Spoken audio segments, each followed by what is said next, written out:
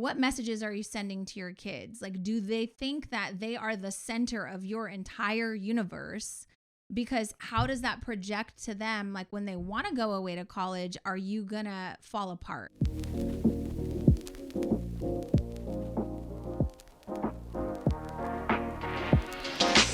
Hey, and welcome back to the Push Podcast. I beat you. Wow. Welcome to the Push Podcast. That is so good. You looked at me, gave me the sign, and then you spoke before me. Yeah, I couldn't wait. Well, you know what? You do it from now on. You know what? I think will. That's going to be a good change. Hello. Welcome, everyone. This is Eddie from the Push Podcast, and I will be your co-host. Sitting across from me is a lovely lady. What is your name? Janelle Copeland. Janelle Copeland. Welcome to the Push Podcast. I'm not a guest. I'm a co-host, you fool. Oh, my God. What is happening? No, I was welcoming the people. Oh, okay. Yeah. So not the lovely lady across from you. I'm welcoming you to the conversation. What is happening right now? Okay. Happy to be here as a guest of yours. I have a what in the world other than what you just did to me right now. Okay, what's your what in the world? You ready? Besides you being mean to me all day today. I have not been mean to you today. You have been coarse. Coarse? Yeah. That's not true. Yeah. I don't even know what coarse means, to be honest. It's rough. It means. Oh, coarse as in rough. Okay. That's not true. Yeah. But I have a what in the world for you. I saw this thing. I took a screenshot. I thought it would be a great poll to take on the podcast. So tell me listen up. It. Ready? I can't wait. So your friend takes you to a casino and gives you $50 to gamble with them. Okay. You win $100,000. Okay. How much do you give them? A, $50,000. Okay. So that's half of it. B, $50. That's what they gave you. Uh-huh. C, $1,000. Mm-hmm. D, nothing. Mm. So true story, this actually happened to me. To you? To me, yeah. So I was like early 20s. I'll give him $1,000. Yeah, early 20s. And my mom and dad and my sister, we all went on a cruise. And my mom wanted to go gamble. And I was like, no, I'm like early 20s. I'm not going to waste my money on gambling. Like I was just way too fiscally responsible to go drop $20, $50, right? Right. And so I said no. And my dad like slips me $50 and he goes, go spend some time with your mom and gamble. So I sit down next to her and, we're kind of, she's excited to do this. She has more money than me at the time, right? Uh-huh. And so I want to say, I'm not joking you, 3 minutes in, I won like a couple $100. And I was like, cash out, I'm out. So, but this is a lot of money. Like somebody gives you $50. Let's say it's your cousin. Right. And you win 100,000. Like all the sirens go off in the casino. You win $100,000. Mm-hmm. And your cousin's like, bro, that was my $50. Right. What do you give them? A, 50 grand. B, $50 back. C, 1,000. D, nothing. I'm gonna give 1,000, and I'm gonna give 1,000 because they gave me $50. Mm-hmm. But their $50 wasn't my luck. My luck was my luck. I did that, right? And especially it depends on the game you're playing. Now, if you're playing like poker or something, I probably won't give them anything because that's like a strategic game, right? Like you actually did that, right? So I'll probably give them back $50. Okay, right? Because they gave me that $50. But if it was like roulette or something, and it was like just a dumb luck, yeah, I'm gonna give you $1,000 and keep pushing. And you think that's fair? It's not a question about fair. It's not. No, it's more of a question of, for lack of a better word, it would be, yeah, it's fair. It's reasonable. Mm-hmm. But I mean, would you expect someone to break you off, half of their winnings? Honestly, it's tough. If I give you $50 just to like hang out with me, so that way you've got something to do, you lose 1,000 and that night, you win $100,000, like you wouldn't have won that without my $50. Yeah. But in my case, like my situation, which is the same, I was like, I also wouldn't have been gambling. Somebody else would have won it, and they wouldn't have shared it with you. Right. And it didn't come up that I needed to pay back, but I definitely gave my dad back his money, probably, and then some. Yeah. But it was like a couple $100. I'm, 20 something years old. But if I'm grown today and give my friend $50, right, and they win 100,000, I'm a little pissed. Not like mad that they won, but like, oh, you better take care of me. Right. Like, we better go to a really amazing dinner. Like, oh you yeah, better I mean treat the rest whole of the weekend time. is on me now, right? Okay. And so I think, it depends on how giving I feel. Like, if I feel like I'm in a giving spirit, maybe I give, 10 grand is a lot. It's a lot of money. Yeah. So this was posted on an account on social media. There were 6,378 responses. Some people were like, well, I would wait till, like claim it after taxes, then give them half of what's left. Like, that's very strategic and responsible, right? Some people are like, well, it might be a good idea to establish the expectations before you take the money, and because it will turn into a nightmare potentially, depending on who you're doing it with. Right. Right. I mean, and I think that's a lot of hindsight. Right. No one's gonna be like, hey, $50, and just say, just in case, if I win. Yeah. Now, if you are, and other people said, you're right. Like, listen, $50 had no stipulations on it, so this is my money, fair and square. Here's your 50, right?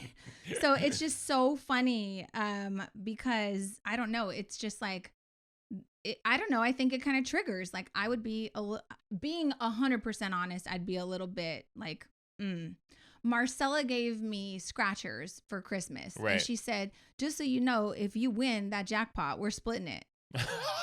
I was like, oh, I thought this was my Christmas present. Right. So she had the stipulations, right? Can we just break that down a little bit? Because that really means that I'm only giving you this because I know you're not going to win. Because I hope we win. Well, either I know you're not going to win, or if you do win, it's really both our gift. Right. Because the gift is supposed to be the opportunity to win. Right. Right? Not. So you're saying she shouldn't have said that to me. Right. That by itself. Marcella, I hope you're listening. I know. Just her saying that is just wrong. Yeah. Right. Well, someone said, give them $10,000, which is 200 times the $50 they gave me. So they're being all like strategic. And I thought 10 grand was, okay, that's more than fair. Yeah, right? I think so. So I don't know. Like, it's tough. I think a lot of friendships would be lost with that win. Well, what would you give? You would give 1,000. Yeah, I would give 1,000, but you didn't give me another option. I gave you the most besides half. I'm not giving you half. Okay. Well, I said $50,000, $50, 1,000, or nothing. Right. So I said 1,000. Okay. If you would have said 10,000, I would have said 10. Okay. Wow. So you're gonna give $10,000 away. Right. Okay. I just curious, how would you feel about that? Like, okay. Okay. So you and Lamont, let's say, and you I'm and like, Lamont. Oh, honey, I want 10. Right. I want $100,000. But then you gave 10,000 away. Right. All right, how you feel about that? I think all wives listening would be like, did you discuss this with me? So it always comes down to like the come up. Like, it wasn't my money to be mad about and managing as the wife, but also like we could pay a mortgage off with that, right? Right. But as soon as it gets to a place where you're giving it away, there should be a discussion had. Well, I mean, I'd like to say yes, but it's the heat of the moment. Yeah. Oh my God, I just won $100,000, and you look at your cousin and you're just like, with the $50 I gave you? Yeah. How would you feel though if it was the $50 you gave Lamont? Oh, I wouldn't care. You wouldn't care? No. Because I'm not thinking about like this $50, this particular $50. If I gave him 50, then I have another 50. Well, nobody's thinking about. Right, but I'm saying like I'm not the type that's gonna be thinking you won my money. Or well, you don't have to be Jesus right now, Edward Copeland. I'm just saying I'm responsible for your win. No, I'm not going to think about that. It'd be nice if you gave me a little something, pay for the rest of the weekend, maybe our hotel, whatever is going on. That would be fantastic. I probably would say, hey, no, you paying for everything now on. Like, I probably would be upfront about that. And I'm like, you should at least give me something. Yeah. So he buys you a $1,000 bottle of tequila, which you don't even drink and you don't even want. No. Yeah, I don't want the tequila. No. I'll give me a $10,000 watch. Oh my God. So you do want something. It's not like you're saying, it was only $50. Nice. I got more. I wouldn't be upset by it if they said, this is all my money. But I would be in the back of my mind, I'm thinking, you one selfish son of a bitch. I tell you what. So there it comes out. Okay. No, I'm just saying, I wouldn't be mad. So you don't have stipulations, but you would be. But I would be thinking, you are one selfish person. You want $100,000 with the 50 I gave you. Oh, so you really are mad. It's coming out. Because you just said, I hope you guys got that. Oh, I wouldn't care. It wouldn't matter. It wouldn't matter. I'm just saying, if he said, no, I'm keeping this 100,000, I'm like, whatever. But which are you just saying? Are you saying that you should be entitled half-heartedly to something? and jokingly, I would make jokes and I would call him selfish and I'd be like, man, I gave you that 50.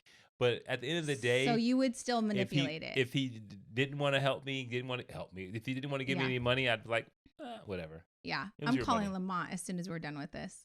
Call him. I know him so well. He would he give you any money? I don't know. And I think his wife might be mad if he won $100,000. $100,000. Yeah, I think so. Without a conversation? Yeah. I think she'd be mad. Nakia, I think you'd be mad. Yeah, you'd be like, we got to talk this over. Right. Yeah, but I probably would call Nakia first and say, I just want to let you know, I gave your husband $50 and he won $100,000. Right. So then she'd be like, Eddie, thank you so much. This is life-changing money for us. I know. I'll be like, and...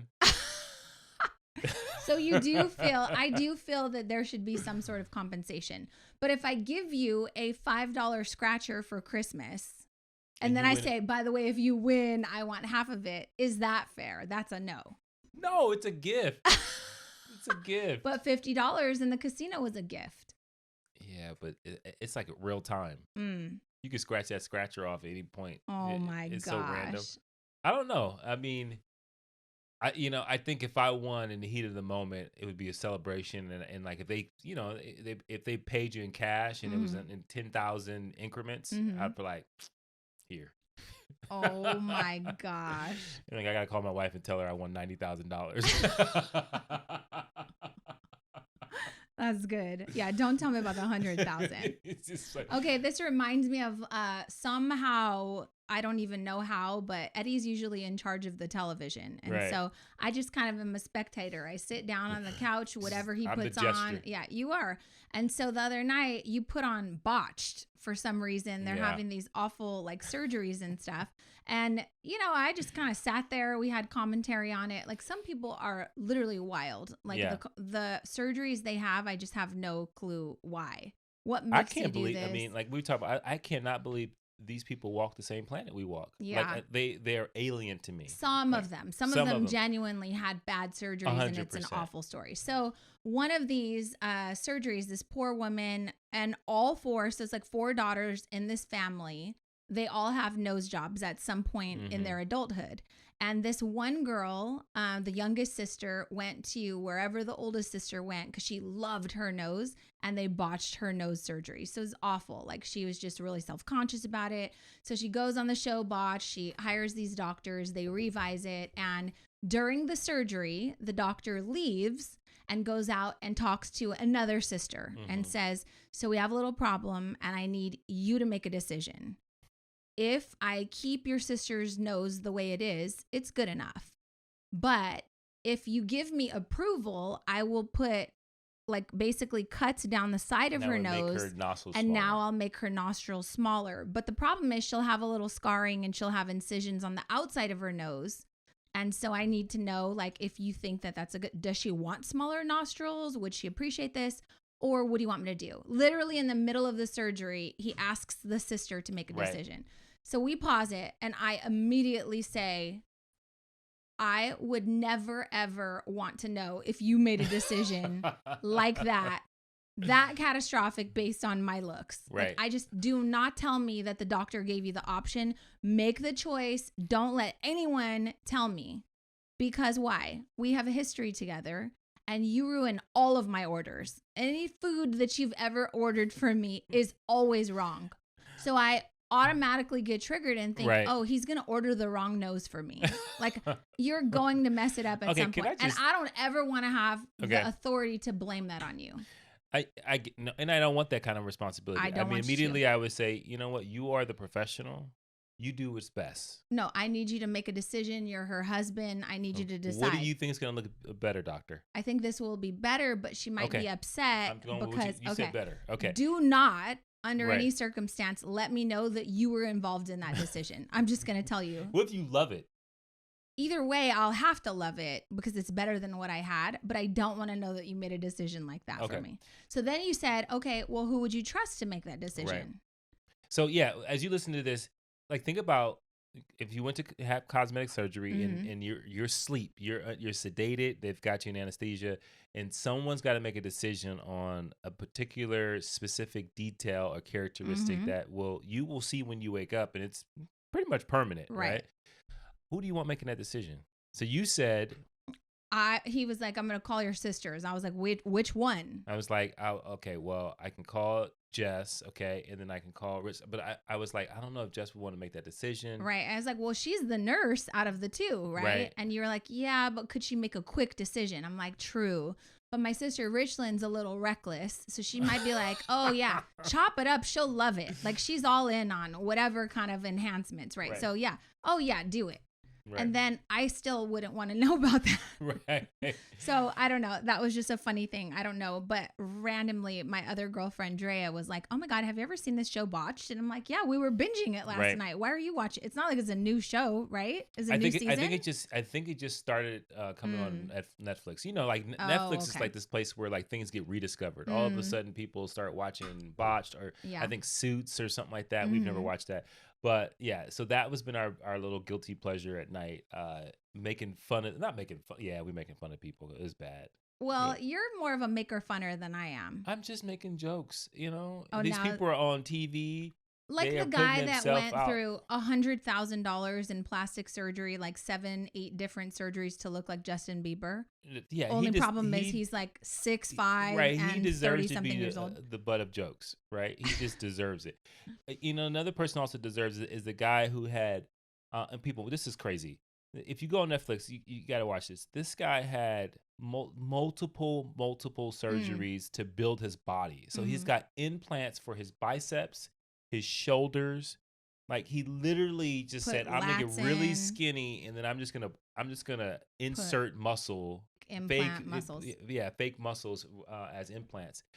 Yeah, that is ridiculous. Yeah, he said, I'm a full-time house husband and I just want to look like a human doll. Right. And so like, I'm wondering if these quad muscles that I've designed, if you guys can build them and put them inside of my legs. And you were like, just go to the gym, bro. Yeah, just go to the gym. But why? This is so much easier to have fake muscles. It's not real. Yeah, you don't really actually like, and it looks bad. Yeah. So so many things. So that's a lot of what in the world, but that has been there you go. The place we've been. I have a little bit more, and then we're going to dive into today's episode, which is about like soon to be solo. And I'll tell you why.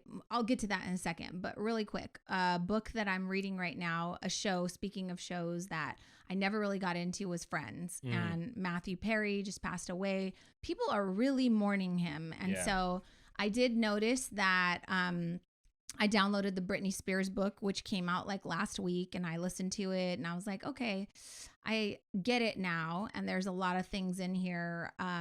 But should we have freed Britney? Like, I don't know, because I do think that there's something a little off and she needs some help or support or something. And I don't know. Okay, so then Matthew Perry, though, when he passes, his book shoots up to the number one memoir. And I was like, oh, I'm just curious to see like a little bit more about this actor. He has had the most mesmerizing battle with addiction. Yeah. And I was completely enthralled in this book. And so now I want to watch Friends. But I got a little teary-eyed the last like 10 minutes of the episode. He's been in and out of rehab. He said by the time he was 40, he had spent literally half of his life on earth in a rehab facility. That is crazy. In and out of rehab 65 different times. And you said one thing that just shocked me is that at one point he was taking 55 pills a day. So he said that he had an alcohol addiction, which is interesting because when he was 6 years old, his dad used to come home from work and he'd sit, make himself a double gin and tonic or vodka tonic, whatever, sit down next to him, put his arm around him and be like, this is the best thing that's happened to me all day. And he would watch him drink it. And so Matthew was like, wow, I can't wait to have the best thing that's happened to me all day. Like, and you don't think about the conditioning you put in your kids, right? Yeah. And so when he was 14, he was like, I want to see what happens. And so he downed like a 6-pack of beers with some buddies. And he was like, my dad was right. It was the best thing that's happened to me all day. Like it numbs you, you're inebriated. And so that sparked a lifelong addiction to alcohol. That's Isn't that bananas? It is. And it's sad, and it's like a light thing that his dad did. But one of the things that we talk to the girls about is not to glorify alcohol, right? And I'm not saying that we don't drink alcohol. I'm not saying like it's bad, but I do think that, when you glorify it as like this, this is the best thing that's happened to me all day, that resonates, or right? when you tell your 5-year-old to go to the fridge and bring you a beer, right? Like, I just don't think that that's a good thing to instill in them. But then he says, like, the drug addiction didn't start till after he was already on Friends. He was starring in a movie with Salma Hayek, and he hurt himself on a jet ski right before they filmed the last take of the whole movie, right? Spoiler alert. And so, well, if you want to read the book, this goes back. You just spoiled it with the 55 pills. So, so he hurts himself on the jet ski. Right. And then the doctor says, shoot the last, of the movie. And as soon as you're done with the scene, take this one pill. And he hands him like a little bag, like a little baggie with one solid pill in it. And so he takes the pill, and he explained that it was like warm honey just taking over your body. And from that point on, he literally said, I didn't know that one pill would spark a 3-decade-long addiction, and that just a year and a half later, I would be consuming 55 of those pills a day. That's 180 milligrams a day of opioids. Yeah.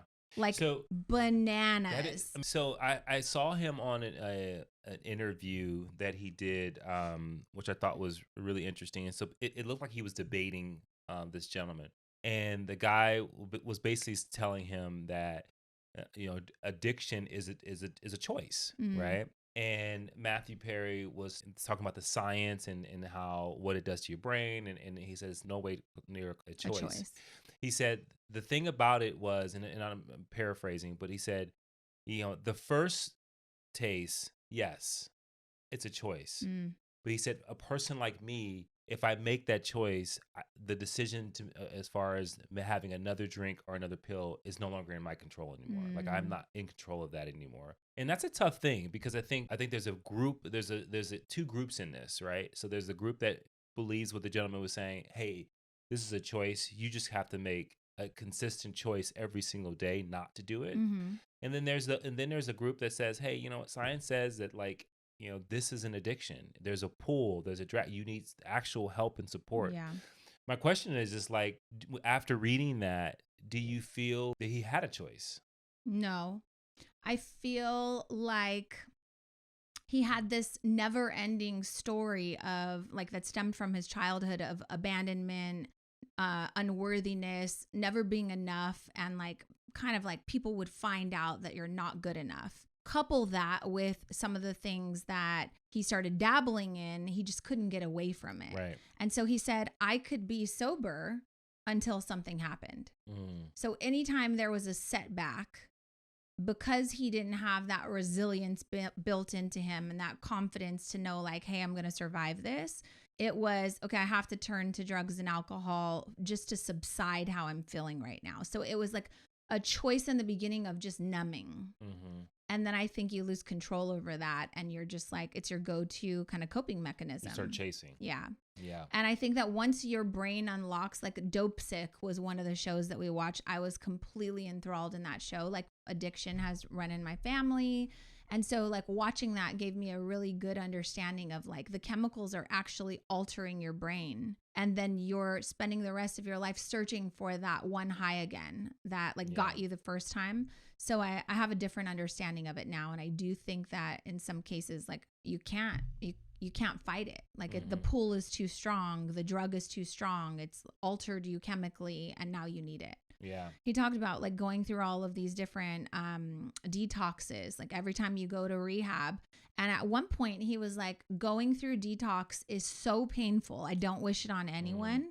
And then I thought, if you know that that's the most painful thing you've ever done, why would you stop? Yeah, like why? there's the only reward, the pleasure in stopping. There is no pleasure. No, I mean, it's nothing pleasurable. It's just getting back to a state in which you can function without drugs, but also maybe, obviously, drugs impact your family. They impact your work. And then, he mentioned that he was able to preserve his work. But, I don't know if that's 100% true, right? Because you think about, especially when they're looking at like, hey, I had an addiction, but I was able to preserve my work. But what would you have done or could have accomplished Yeah. without it, right? And Yep. so the gap of or the unknowing part of the path that would have been taken is unknown. And he could have been even more successful and could have taken on more Well, he roles. does know that. I Yeah, don't think it preserved his work. I think the public didn't necessarily know all of this, right. but I don't think he thought that it preserved his work. Yeah. But anyways, it's a great read. Go listen to it, whether you were a fan or not. I mean, RIP Matthew Perry. I thought it was a really great read. So diving into what we're actually talking about today, I think this episode's going to be like kind of two parts. I recently was asked to speak at a women's group. There were about 40 women there, and I was asked to speak about like the season of becoming an empty nester. Like, how do you prepare for it? What do you do after you reach it? What do you do to like lead up to it? And so, I got to put together whatever I wanted to talk about. And I created like a checklist of things that I think you should do to kind of like prepare, that you could do whether your kids are 5 years old, 10 years old, or getting ready to enter high school or go away to college. And so I wanted to kind of chat about that. But then the conversation at the event that I spoke at, I also, right after like you as parents preparing to be empty nesters, I went into like the responsibility of what skills you need to teach and instill in your kids before you actually let them fly the nest. And so that's going to be the follow-up episode, is like, what skills do you wish that you would have learned as a kid that would have shaved off so much time from your learning journey, right? Right. Or what things have you done to recognize in your kids before you send them off to the world that like they need to learn? So we'll talk about that in the next episode, but this one's called Soon to Be Solo. Kind of like Han Solo, I guess, like strategies for the next chapter. Star Wars action there. And I do think that the transition going into like becoming an empty nester can be tricky, right? I don't even like that word, by the way, empty nester, but everyone's using it, and so I just keep using it. How do you feel about that? Empty nester? Yeah. I just kind of felt like I would never get there.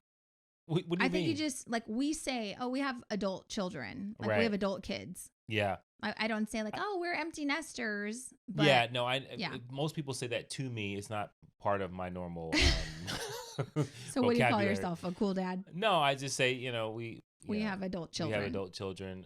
We have an empty house. Yeah. But yeah. So some things that I think you can do regardless, again, like how old your kids are.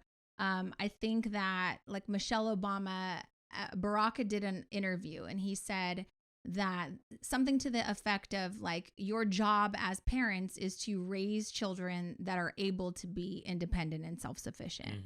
And so I think like that's kind of my first tip, is embrace and celebrate all of the different changes and seasons that you're going to go through with your kids, and understand that like your role is going to always evolve as a parent with them, right? Yeah. They need different things from you when they're babies. Obviously, they can't do anything without you. They need different things when they're toddlers. They need a little bit of freedom when they're teenagers, right? They need different tastes of what the world is going to give them. And so I think like understanding that your job is to raise independent children that can grow into something of their own is your main focus, should be your main focus. And I read this, it wasn't a quote, but it was this thought that said that, when people struggle with things that come up in life, right? Whether it be obstacles or even success or and things like that in that nature. The person writing it, the author of it, said that when you see them fail or when you see them crumble, you just know that they didn't take the right classes growing up. And he said that as a parent, your job is to create experiences that are similar, like taking a course, to mimic the things that they're going to experience as much as you possibly can, right? So they need a class in obstacles. They need a class in how to win right. They need a class in all these different things and experiences that you create for them that may be hard for you to watch them go through, but you want to make sure they pass the class because when they get into life, like this is going to be their true test, right? And so I thought it was just a really good way to frame it and think about that from a standpoint of like the classes they need to take, right? Are they going to pass it? Yeah, I think that's so good. And I think in the next episode, I want you to bring that up again, because that would be like a master class, like checklist that you would have to make sure, well, they're 5 years old, I better teach them this, right? Right. I feel like we actually need some sort of guidebook to be good parents and make sure that if this is the thing that we keep in mind, I have to raise good humans that will be able to be self-sufficient and independent, then you should have a checklist. Right. Like, and I did create the checklist, but I think it's something that should be a prerequisite. So, for us, as far as parents, I think one thing that we did really good was we were looking forward to celebrating the change, like trying to use positive language, explaining to the kids, like, this is a big transition year for our family. Like, you guys are transitioning to college or adulthood or graduating from college, and dad and I are going to be able to date again, right? Like, telling them that we were okay to celebrate this change, again, kind of goes back to like how you're framing change with your kids when they're small. Right. The next thing is, I think you need to stay connected to your kids, but I think you need to know that the role shifts drastically. Like, how would you say that it's shifted since, like with the kids one by one going off to college? Like, how does our role change? I have my perception, but what's yours? I think that the shift goes from having control over their life to a certain extent to zero control, but more or less trying to influence as much as possible to help them and guide them to making the right decisions, right? Yeah. Because the one thing I think about is the decisions they have to make every day, right? And I always think to myself, and I randomly think these things, is like, I wonder what decisions they're making in these instances, right? And these decisions that they're going to make and choices that they make will dictate their whole life. And so I think anytime I'm around them, I'm still trying to shape the discernment they need to have to making really good decisions. Yeah. And so I think our role from my perspective is we're influencers on them. And now we've moved to this kind of mentorship. And not so much the parenting, which is more control. Yeah. So mine is like, you go from a caretaker to an advisor. So kind of the same, more like, hey, I want to give you this advice. What you do with it is up to you, because I trust that you're going to make good choices. Right. And so being open to the fact that like your kids still need you, but they need you in a different capacity, your role changes, which I think leads into number 3, which is your job now becomes to offer support, not control. Right. And like, when you were leaving the house, did your mom try to control you still? No. And I think my mom's, I think when I look back, she didn't try to control me as I was getting into my teenage years. She even talked to me about the fact that she said, now all I can do is just be a guide for you and give you guardrails. Yeah. And so I think that in some way impacted me to have the autonomy to make my own decisions and have confidence in those decisions. But I also now like think back and like, we could talk about this next time too, but when your kids look back and they're getting ready to do something, but they're looking back at you at a young age, wanting you to make the decision in what direction, like that's a moment where you can have a class where you say, you pick, right? Because I think that autonomy is super important. Yeah, I agree with you for sure. One of the concepts that I shared with the women at this, little speech that I gave was that I think that as parents, you should always be setting new goals. But when you become an empty nester or leading up to it, I think it's time for you to set new goals for yourself. Like, we're always looking to be proud of our kids. We tell them to put themselves out there and shoot for the stars and do all of that stuff. But I posed to the women at this, talk that I gave, like, when was the last time you actually made your kids proud? When was the last time you made a pivot in your career, or you went back to school, or you earned your degree, or changed careers, or did something to expand or learn a new skill set? And I think that setting personal goals is something that you should always be in pursuit of, to lead by example. But maybe now you have time to do that. And I think that that's something to focus on, that's really important, so that your kids look back and they see that you're not crumbling without them. Yeah, I think that's great. Yeah. The next thing is cultivating relationships. Like, I think now I'm in a position where I don't have to take the kids into consideration. And so I get to reconnect not only with you and have like deeper date nights, and we get to have so much fun, but I also get to prioritize like my friendships, or work on making new connections, or even like giving back, right? Giving my time to support a local charity or doing something that I wasn't able to do when I was raising kids. So now that you've got time to pour into others, like, set new goals around that and work on cultivating relationships. Yeah. And I think that, when you're raising kids, like many of the relationships you have are based on the kids. Like you become friends with the kids. Proximity friends. Yeah, their friends, parents, and stuff like that. Everybody at the soccer field. Right. Yeah. But this also, I think, makes you think about like going new places and with the goal of meeting new people. Mm-hmm. Right. And I think that developing adult relationships are super important. I think we talked about this in a podcast before, but like school for kids creates a very convenient way for them to build friendships. Mm-hmm. Right. When you become an adult, it's very different. You either become friends with the people you work with, or you don't have friends at all, right? Mm-hmm. Or you have friends from the past. But rarely is it, do you see that, hey, you started a friendship because you went on a vacation, right?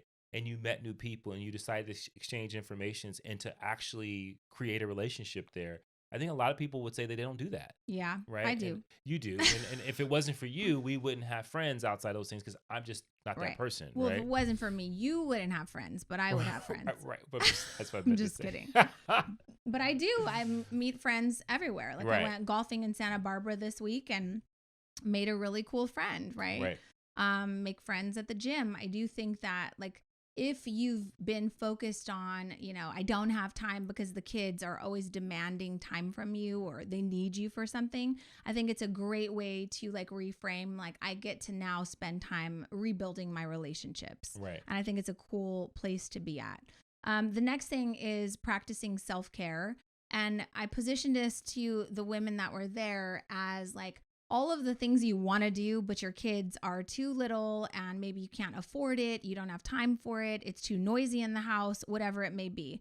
The like one thing that comes to mind, like I didn't get my nails done for 20 years while we were raising kids. Why? It wasn't in the budget, wasn't something I had time for. I didn't get my lashes done because it was like 2 hours to go get a fill, like just things like that I just didn't have time to do. So whether it's like now I can actually start a meditation practice because no one's getting ready in the morning, like, asking what's for breakfast or where's this or arguing over clothes. And so I think that that's something that you could shift into, like, what could you do to practice more self-care, prioritize your own emotional well-being. That could be exercise. Like there's no excuses now, go to the gym. Right. And I had told these women, like, again, if you have kids that are even small, you still need to prioritize your health because they want to look at, or they don't even know that they want to, but they will look to you as a role model. Yeah. And so if you're not making time to practice your own like self-care and wellness practices, like daily exercise or doing something calm, meditate or relaxing, then don't expect that they're going to have, this already baked in them when they go off to college and they're super stressed. They're going to be eating all the junk food and also not working out because they didn't see that was instilled in them. Yeah. And God, I can go all day on that. But the self-care I think is so important because life will throw so many things at you. And if you teach your kids that the proactive approach is physical health and mental health and doing things like meditation and exercise will also get you ahead of those things and make you and create a situation where you can endure it. Mm-hmm.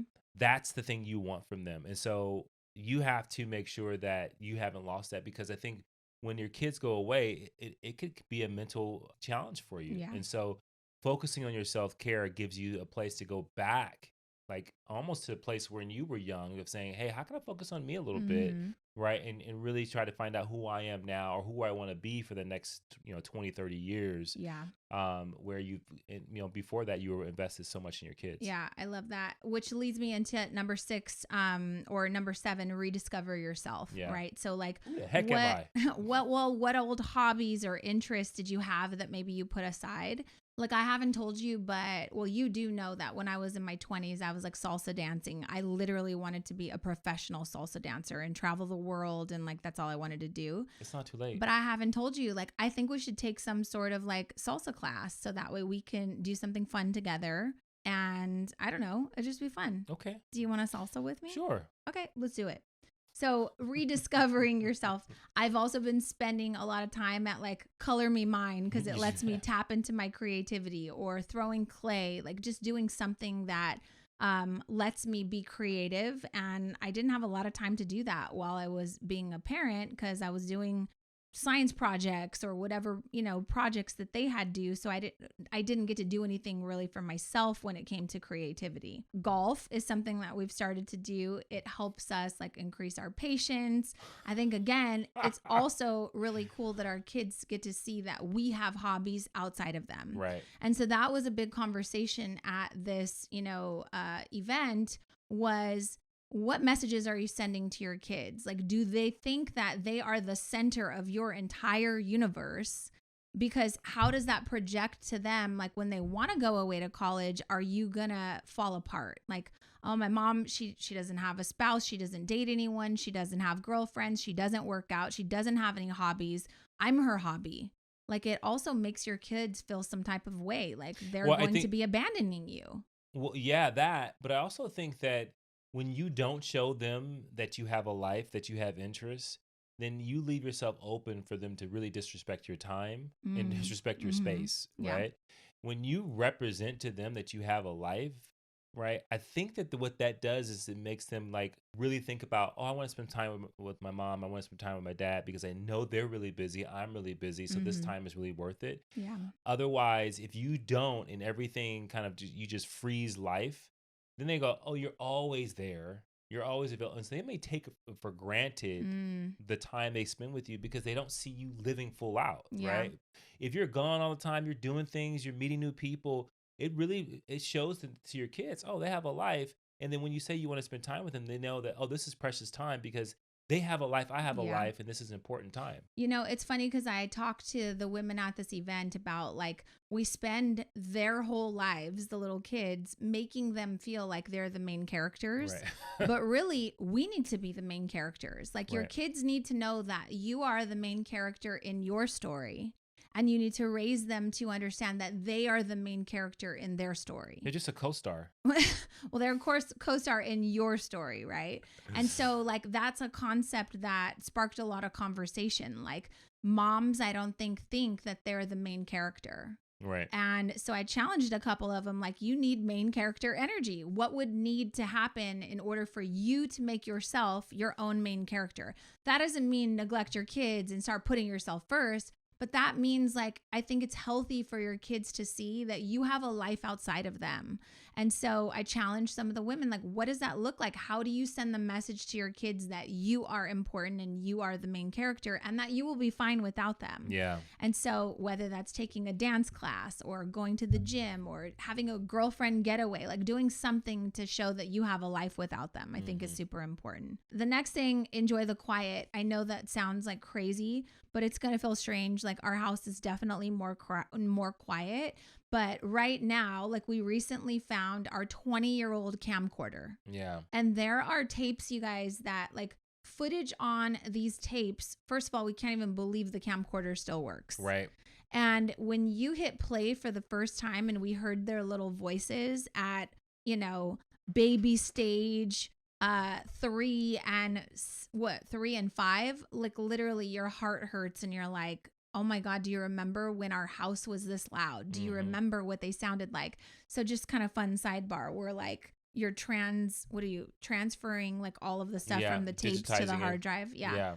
And that's been really cool to listen to. It has. And it's one of those things where one, you go, why don't I remember any of this stuff? Yeah. Right. We've got footage that you just go, I filmed this. Who was holding a camcorder? Right. And, well, there's footage. You're like, wait, this person's been to our house in our pool. Right. Like, we didn't even know that. Right. We're like, wait, we had a camcorder at the hospital when like we were leaving to take Jordan home. I literally thought something was wrong with me. I said, there's no way I don't remember this. You said, have you ever seen this footage in your life? I said, if somebody bet me $1 million that I had a camcorder at the hospital, I'd be like, no. No. But anyways, yeah. So find a way to enjoy the quiet and then appreciate like the fact that you have an empty home and it is quiet and it is probably a little weird, but also it can be super enjoyable if you think back to how noisy at one point it used to be. But the one thing that I advised them to do is like try not to fill all of the moments in the quiet, right? Like use that downtime to do something for yourself. Don't fill it with a new puppy or more responsibilities or more things that are just going to add more stress to your life. Like take a moment to actually enjoy the quiet and not distract yourself. I think that's super important. Read a book. Yeah, read a book. Yeah. So love that. There's a woman who's new to Passion and Profit, our master class, our business class. She said today that she was a nurse for 30 years and then retired and wanted to get into something fun and creative. So she bought a bakery. And now she's just like totally overworked and stressed out because she's got a food truck, all these employees. And she's like, yeah, this isn't what I actually thought I would be doing in my retired years. And so be careful that you don't overcommit to a very big project that takes you away from enjoying the season in your life. Yeah. I think that's super important. Well, it's interesting because I think that you can look at that in two different ways, right? So you can say, hey, I don't want to, there's the quiet, enjoy the quiet. It's quiet out here. Let me think about Hamilton. But I also think that, you can't stop, right? Like there may be things that right now you are putting off because you're raising kids. And then when they're done, like, there's tons of excuses why you would not resume that thing. But I do think that if you do have something you've been like, hey, I'm okay with saying I'm going to wait to do this. And then as soon as the kids are grown, then I'm going to pursue it. Then I think you got to go full force, even if it's hard, because the pursuit of things are the things that you're going to be the most proud of when time is up. Right. And so I think there's two ways to look at that, but I agree with you. You can't just fill it for just filling its sake. I think if there's something that you said, hey, I actually pushed this off and now it's time to go after it. Yeah. You should do it. Like a degree, a business opportunity, like all those different things that you've kind of put off. Now's the time. In. Yeah, I agree. Number 9, manage your personal expectations. There were so many conversations about, well, how much involvement do I still have? Like, should they still run things past me? Like, do I still need to track their location and like monitor their every move to keep them safe? And the answer to that is no. Like, you do not need to do that because hopefully you will have instilled really great skills in them. And you're not Batman. How you gonna keep them safe? Well, I don't know if it's your job to keep them safe when they're away at college. Like it's their job now to kind of like show you that they've got the skills to keep themselves safe. Right. And we'll talk more about that in the next episode. But the next thing is like seek support. If you're struggling, obviously reach out to your friends, family. Maybe it's time to see a therapist or a professional of some sort to work through like some of the things that you might be feeling. Like that's always good. Oh yeah, the kids do damage to you, so you got to go get help. So speaking of damage, the last one that I brought up, which is a really touchy subject, is prepare for tough conversations with your kids. I think when your kids leave and they start to experience the world and they're around different peers, especially if they're in another country or state and the beliefs in that state might be different. Maybe you raise them to be Republican, be prepared for them to come back with some more liberal, conversations or debates. And vice versa. So often I see parents getting really triggered and upset. Like, that's not what I taught you. And the thing is you're not supposed to create an extension of you when you're raising kids. You're supposed to create an individual and allow them to kind of experience the world as they see fit, right? And so whether that's religious beliefs, like one woman said, I raised my 3 children to have a good solid foundation in faith, and it really pains me that they're not religious, like they don't believe in God anymore. And I've done something wrong, right? That's like a deep conversation, but politics, worldviews, religion, all of those things are super challenging if you think that just because you believe it, they have to share the same belief. That's not actually how it works. Yeah. And and it's so interesting how we just want everyone to be like us. Yeah. Right. I mean, even as parents, we want our kids to be just like us because it's easy. It's convenient. We believe the same things. We can do all this stuff. But the reality is that naturally when you're older, you're slightly more conservative around things, right? And that could be around anything, right? And as you get older, usually that's what happens. People get more and more conservative because they get more and more fixed in what they think is right, all right? But as kids and in young people, by inherently, they're progressive. They're pushing the envelope. They're stretching what they've been taught. They're championing change. They're championing change. They're challenging what their parents told them to see. Is that true? Because now they have more information than the four walls of their home.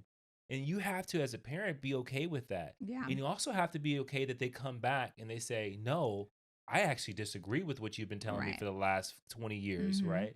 I think what you've been telling me is just what you've been told and because your parents were told, right? And so that cycle gets broken, but it's a huge opportunity if you're open to it for new ideas, for your kids to actually start to teach you things. Yeah, I love it. And that's the beauty of it. And I think too many people are like, they push that away and they don't want, who's really great at like learning from their kids? Who? Your dad. Like he's so like, he has his belief systems, but he's still open to like, oh, my kids have the ability to teach me something new. He actually commends us all the time. Yeah, he's like, for sure. Anytime I spend time with you guys, I wind up leaving smarter. I've got a new 100%. Outlook on the world, and I'm just so proud of that. You're right. Yeah. Shout out, Dad. Yeah. That was really good. He was in the previous episode. But the last thing I'll say about preparing for tough conversations, this one's going to hurt a little bit, is your kids are going to blame you for something. They're going to blame you for some sort of childhood trauma that you've caused in their lives.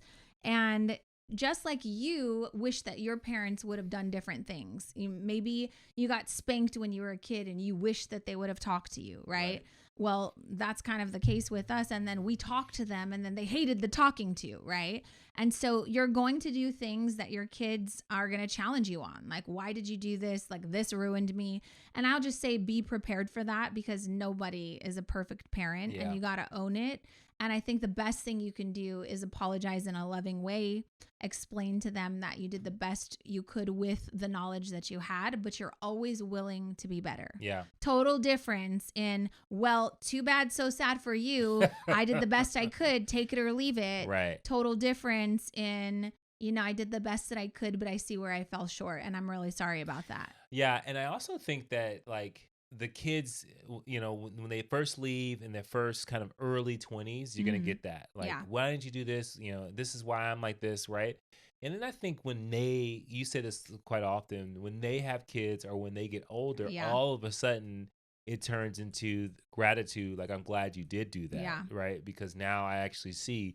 And so, I mean, that's the selflessness of being a parent. It's like you do things that you probably won't be recognized for until way after, like, they're way after, right, until they get much older, and then they start to realize that, oh, I see what you were trying to do there, because life will teach them, and then all those things will come full circle. So I think those things are super important. Yeah. So that's all I got. It was a really great conversation, but I think we're gonna finish it in the next episode where we will talk about the things that you should be instilling in your kids, like the checklist, to know that they are capable of taking on the world without you. So let us know if there was a key takeaway for you from this episode. I hope it served you guys, and we will see you guys in the next episode. Bye. Push through.